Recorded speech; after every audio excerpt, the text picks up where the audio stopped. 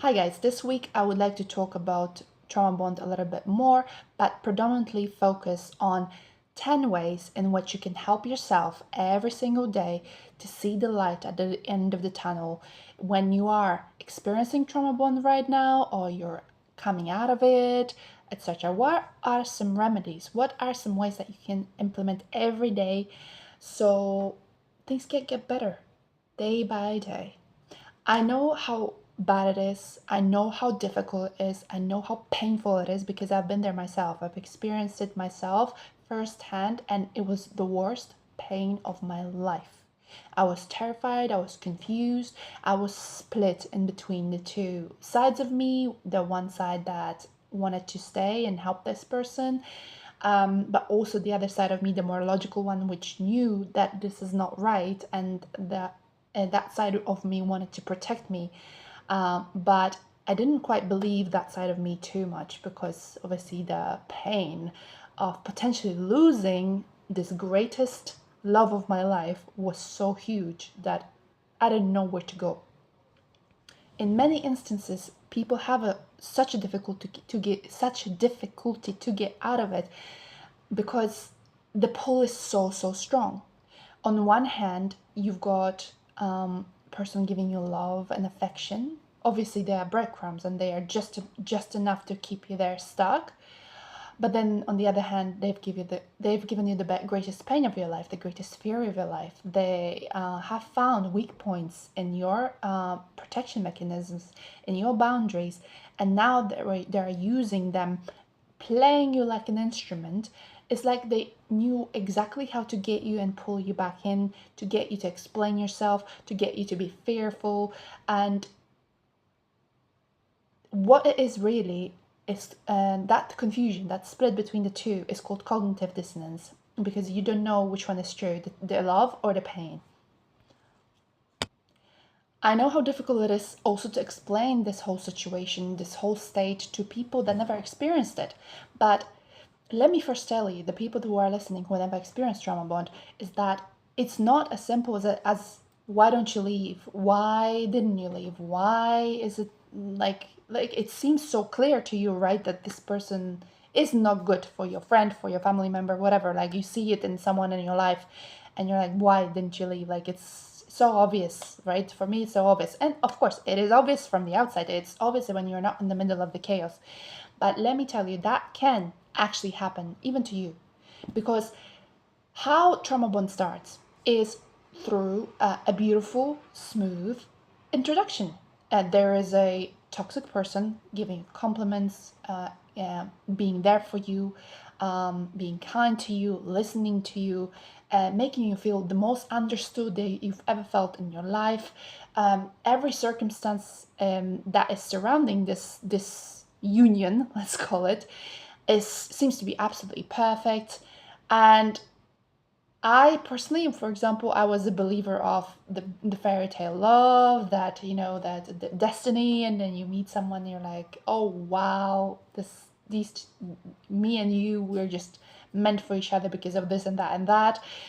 It seems like the life is giving you all the signs that they are the right person, and that person is giving you all the right signs. There may have been like small things here and there, but you're not trained to recognize that this is a red flag because you don't know what you've encountered. All you see is the beautiful facade that this person is giving you, right? You don't know what to look for when about red flags, and those can be very subtle or can be actually none, because I hear about instances where there actually weren't the red flags before, and this person flipped a switch 180 degrees after a long period of time. So it depends how patient the toxic person is with you to get you to get you where you want, where they want you to be, right? So the introduction can be very confusing and very misleading. And in that introduction, in those months or weeks that precede the falling in love, that person is then slowly starting to chip away your confidence, but and sometimes in such subtle ways. They're testing you here, there to see, is that your weak point? Is that your weak point? Is that your weak point? And then they start to make small remarks about this. And many beautiful, confident, successful women have fallen for this. You would never think, I'm sure some of you know of a person that you would never think that they could fall for this, because that's the thing. Some toxic people fake their whole personality, fake their whole life, fake their whole gentleness, loving, being kind, being supportive, just so they can get you hooked. So let's first acknowledge that this can happen to anyone. If Even if a person was growing up in a healthy household with healthy parents, because they see so much love, they would never assume that someone can be so malicious, and someone can be so, they can have such hidden motives to slowly like diminish and undermine your belief system, right? Okay, so let's get that out of the way. What trauma bond is an attachment wired through survival. So you feel like this person is the only solution to the pain that they are giving you. So it's a vicious cycle. You literally feel like you won't survive if you leave them. It could be it could be actual physical threat, or it could be that emotional threat. And what I wanted to focus on is actually some remedies that you can apply every single day in your life if you're trauma bonded, or if you are recovering from trauma bond. And I have 10 steps that I can share with you that I think definitely helped me. And can be implemented every day without having to have special tools, special like a lot of money or anything like that. They are all free for you to access. Well, let me start by saying that if you have the possibility, please do reach out for help of a therapist, of a psychiatrist, people that are actually trained in trauma bond, that are actually trained in those narcissistic personality disorders, just so they know what they're dealing with. Because I've known of cases that the trauma that the trauma counselor, the trauma therapist, was not trained specifically for this particular field, and they would cause more harm than they would do good. So if you have a possibility to pick the right therapist, please do that. And if you are still with the person that you're suspecting that you're trauma bonded with, I would say don't bring them into therapy as well, because I hear only bad things about that.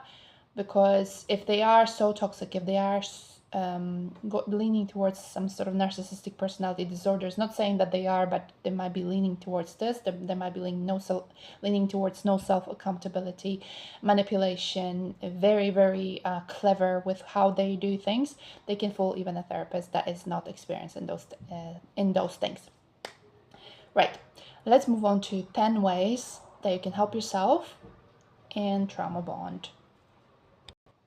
What we want to do is re-educate our nervous system that the love and fear don't have to coexist. First step that I would take is a radical gentleness, reparenting. So treat yourself as a child who survived emotional storm, with soft voice, slow pace, no self-punishment for missing the other person, because the judgment is going to add just another layer of difficulty in your recovery. That part of you that still wants them isn't wrong. It's just the young and scared part of you speaking, okay? So don't judge yourself for it. It's okay to miss that person. You are bonded to them after all. It might not be healthy, but don't judge it. Don't judge it. Treat yourself with gentleness, kindness, sweetness, slowness. Implement it every day, even if you're doing, I don't know, the dishes, if you're brushing your teeth. Just slow down. Caress your arms. Not necessarily during brushing your teeth, but just overall. Like if you're feeling anxious, like caress yourself and slow it and speak nicely to yourself. Be sweet, you know? Be that parent you always needed. Second one, regulate first, reflect later. So when you are triggered to reach out to this person, when you are triggered by something they said, let's say, for example, if you are still within the trauma bond with this person, first, don't analyze it. Instead, breathe. You can use the 4-7 to 8 ratio. So you breathe in for 4, you hold in for 7, and you breathe out for 8. So that's one way. So before you start analyzing in your head, address your body. Breathe or hold a warm drink. It's actually proven that holding something warm, something comforting, brings you a bit of ease, a bit of peace. Or you can also place the hand on your chest, or what helped me as well, placing your hand over your forehead, like this. It's just kind of doing something to me, this or this, right? So it is addressing it physically. Body must feel safe before you can start thinking about it, yeah, and analyzing. Name the cycle without actually shaming yourself. So you can write down or speak about the loop aloud. So you call it, for example, the craving, the contact, the crash, the guilt. Let's say this is the cycle that you're going through. Seeing this externalized breaks the spell of confusion. So that definitely helped me as well, because putting it on paper or speaking it out loud and giving it some sort of name helps you kind of, like structure it, if that makes sense. You can journal or voice note, say right now, that part that misses him says this. The part that knows better says this. You are acknowledging and honoring both sides without judgment. Next one, the fourth one, is micro boundaries, macro compassion. Micro boundaries, macro compassion. So if no contact, for example, is not possible, the first thing will be no contact. If it's not possible, practice controlled contact. So delay responses. Keep exchanges very factual and conversation and end conversations early. You have to see the boundaries are not rejection towards this other person. They are your recalibration. So every small no, every one of them, teaches the nervous system that withdrawal doesn't mean danger. Fifth is replace chemical loops with sensory loops. So trauma bond runs on cortisol, dopamine, and adrenaline. Introduce new sensory rituals that soothe you. It could be specific scent, salt baths, walking barefoot on the grass. It can be rhythmic music. We, that way, can teach body that calmness can be as intoxicating as this chaos that this person introduced us to. Sixth one is co-regulate with safe people and places. Not all connection is dangerous. Slow the nervous system. Show it what secure feels like. This can be a friend, it can be a therapist, it can be a pet. Even connecting to nature, like to the trees, visiting them daily. Have your support system, basically. Key is consistency. Same place, same breath, same time. So we're creating a bit of a ritual, right? And co-regulating, if we have the possibility to co-regulate with friends, with family, they're super important to remind you of who you are and to create those new memories, new connections, new rituals. But as I said, if you don't have that possibility, you can always go and reconnect with Mother Nature. Seventh, rebuild identity in small acts, tiniest acts. So the trauma bond kind of erases your sense of self, shrinks it. So each act of agency, like cooking your favorite meal, wearing your color that you haven't worn for a long time that you love or you used to love, and learning a new skill. This is a this is kind of like a recalibration of everything, and it's sending the message to your body that I exist beyond this bond. So that bond is not all that I am. There's just so much more to me. I might have forgotten about that, but there's so much more of me that that is eventually going to be ready to be out, you know. Truth exposure, this is the eighth one. Truth exposure, not retelling. So we want to revisit, when you're ready, you want to revisit maybe old journal entries, sometimes old conversations. Don't recommend it too early, but every now and then it's just good to go back to the old things that you have written down. It could be old journal entries or lists of things that this person have done to you, just so you can remember how it actually happened, instead of kind of thinking and maybe it happened that way, maybe it happened that way. Because often what I find happens is that people forget the truth. Trauma bond makes us confused, makes us feel like our memory is not to be trusted, that we misremember something. We start to remember only the good things, or mostly the good things about the person. We start to miss them. So remembering how actually things happened. So it could be also your voice notes. It can be like any kind of memories that you have solidified in writing and voice. That's going to help you, as long as you don't obsess over it and as long as you don't use it like to re-traumatize yourself. So just use it wisely. Number 9 is cultivate future memory. So I think it's very important to see that future self that you're going to be after you recover, after you heal.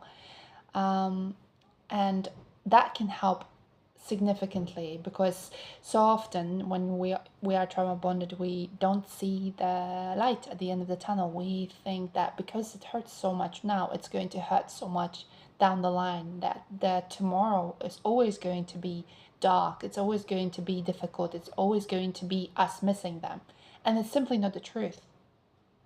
So imagining yourself in the future, 6 months from now, one year from now, in a positive mindset, in a positive environment, seeing yourself happy and calm, seeing yourself like visualizing your first morning without this tight stress knot in your stomach, like when you first wake up and you just remember what happened to you.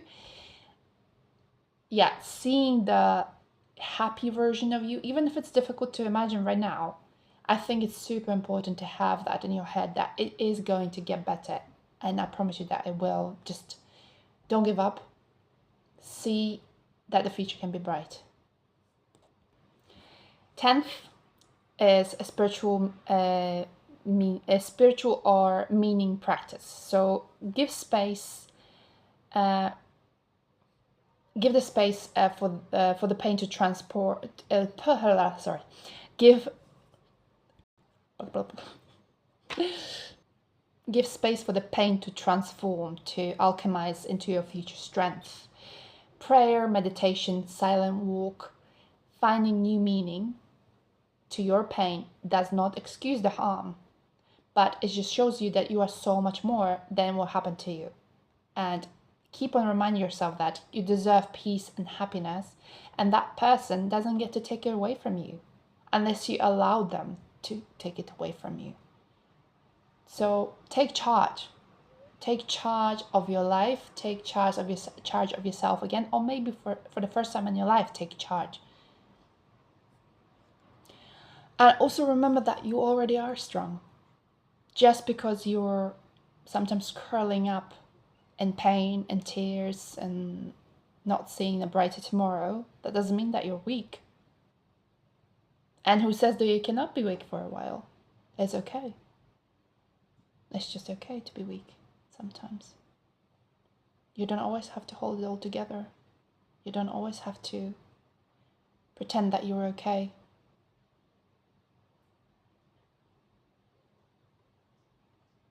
You are so much more that you give yourself credit for, and there is so much love and light in you and strength that you may not be able to see right now because you feel weak, you feel in pain, you feel helpless, you feel stuck.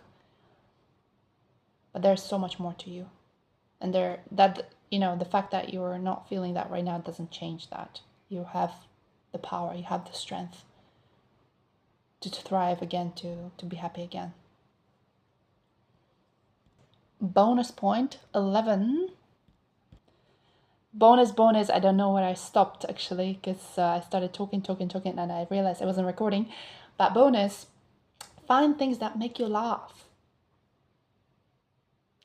Because you know what, like, I forgot about that. And there was something about me laughing. If I was to break out and laugh, what does that say about me when I'm in this trauma bond, and when I'm in this difficulty, when I'm in this pain?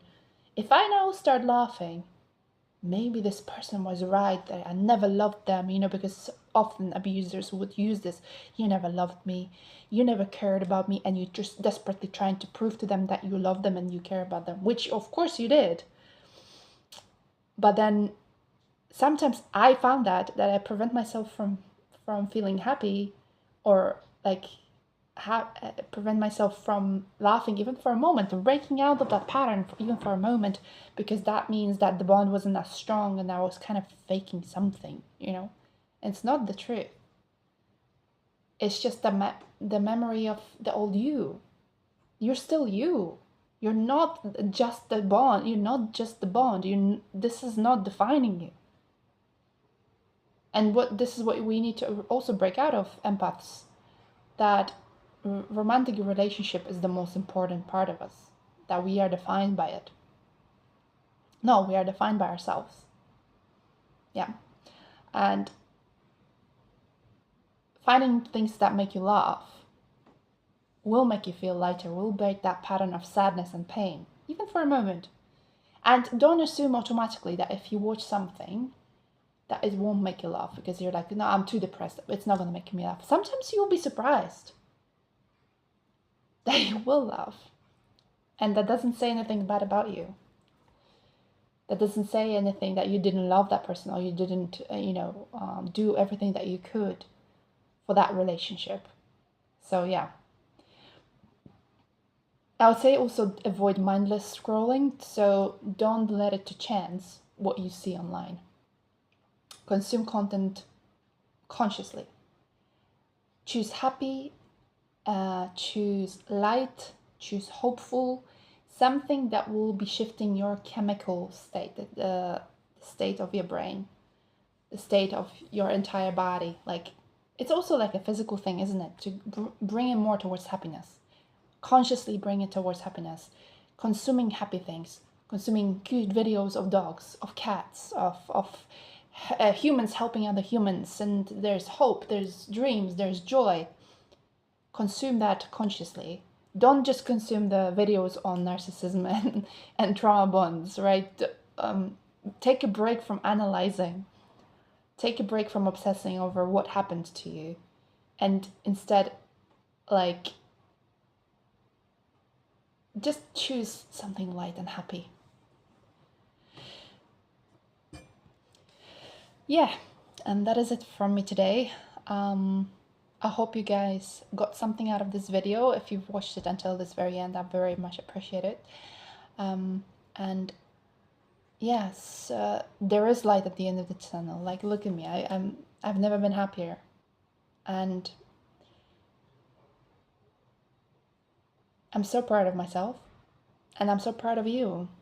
Even if you're at the beginning of the journey of, if you are at the beginning of the journey, if you're still in the middle of the chaos, like, I hope these small steps, to small ways, can help you get slightly better and better every single day. And let's remember, it's not a linear growth towards better. It will be going up and down, up and down, up and down. One day you're going to be feeling a little bit better, then you're going to start feeling guilty that you feel better, and then you're going to jump right into the pain, and then one day you're going to be crying into the pillow all day. You're going to be, I don't know, failing something at work, whatever it is. Like, accept it for what it is. Like, never judge yourself. Accept whatever is happening. Like, don't judge it. Don't stay in pain. If you can consciously come out of it, great. Like, if you can bring yourself towards a happier state, bring yourself towards a lighter state, a more calmer state, great.